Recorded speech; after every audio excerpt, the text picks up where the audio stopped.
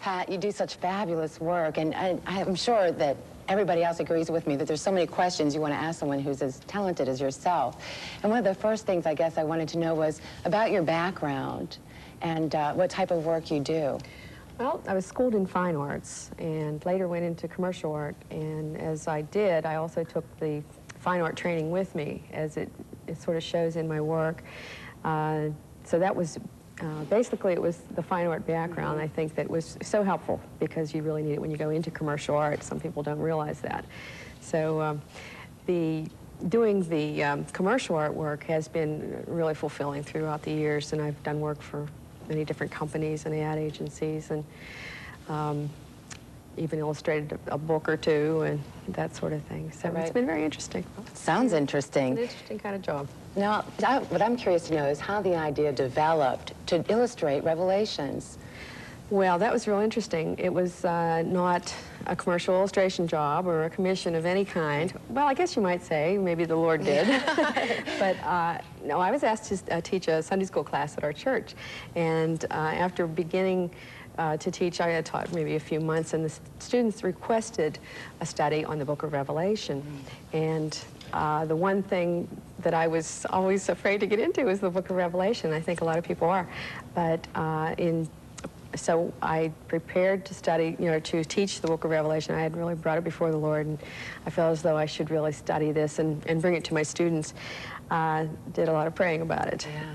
So I went to prepare my teaching and got all my materials together and started to read through the book of Revelation again. And as I was reading, I realized that the book of Revelation was given in the form of visions, visual teaching aids, if you want to call it that, to the Apostle John. Right. And the Lord Jesus himself did that. So I felt as though the book needed to be illustrated, or at least I thought there were visual aids available that I could use for my students to make it clear, because I know I'm a very, very visually oriented person, and a lot of people are, and it helps so much to learn if you can see something as well as hear it.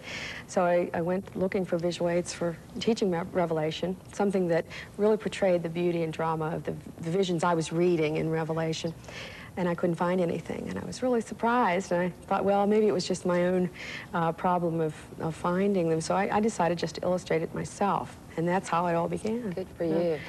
Speaking of being visually oriented, they say that people remember what they see much longer than what they hear, and certainly what you do makes a tremendous impact. Just the work, is so good. Thank you.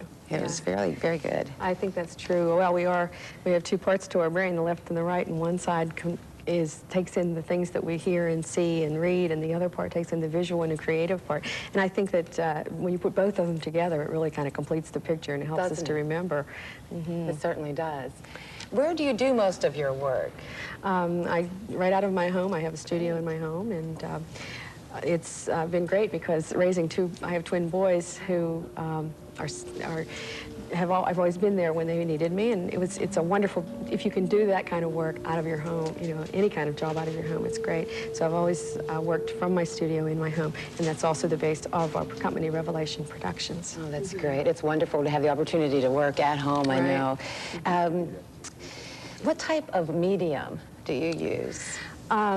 Various mediums, but my favorite is airbrush. And although I work in watercolor and pen and ink, pencil, whatever, what happens to work for the, what I'm working on. But airbrush is my favorite. And most of the artwork that is done in the series Revelation Illustrated was done with airbrush. That's great.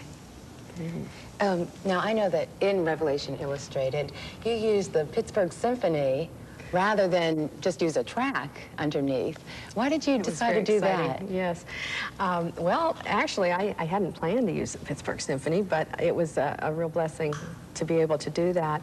The studio that we did the soundtrack in, Audiomation in Pittsburgh, the symphony actually records there for other things, and so the manager, Greg Vizza, said to me, if you want, we can use the symphony. We had thought we could probably take it from library music that you can get for that particular purpose, but it would have been even about the same amount or more expensive to do it that way, to license this music. Is that right? Yes. Wow.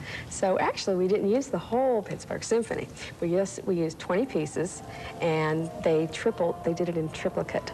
And it was a very interesting process when they actually did this. They videotaped the conductor the first time through, and then the next 2 times, the symphony took their direction from the large screen video in which he was conducting. That's great. It was something very innovative that they did. So it was real interesting, you know, taping in the studio with the symphony and the choir. The Bach Choir of Pittsburgh did the singing, and excellent job. And that was also done 3 times on the tape. So it sounds like there were 30 voices. It sounds like 90. There were 20 musicians. It sounds like 60. So it was very interesting to do this. Well, you're very fortunate. I have some friends that work for the Pittsburgh Symphony, and they're a very talented group of people, definitely. Sure. Now, tell me about the process of putting together this video now. Who did you work with, and where did you work to do it? Well, we actually, the actual video was taped, all the artwork was done at the Cornerstone Television Studios, and the people that we worked with were absolutely wonderful, and they did a beautiful job of editing. It was beyond my expectations, what they did with the special effects and everything. They made my artwork look even better, so I was really excited about it. But yeah, editing took quite a while because there was just so much involved in it, but I think it's really worthwhile. The job they did is excellent, and I'm so pleased. That's great. And how did you commission the job, I guess? Did you speak to someone in particular and they took it from there? Did you just bring the idea to somebody at Cornerstone? And yeah, I did. Actually, I'd called Tom Green and asked him if he would be interested in handling this job, because I knew he was so talented in that area. He is.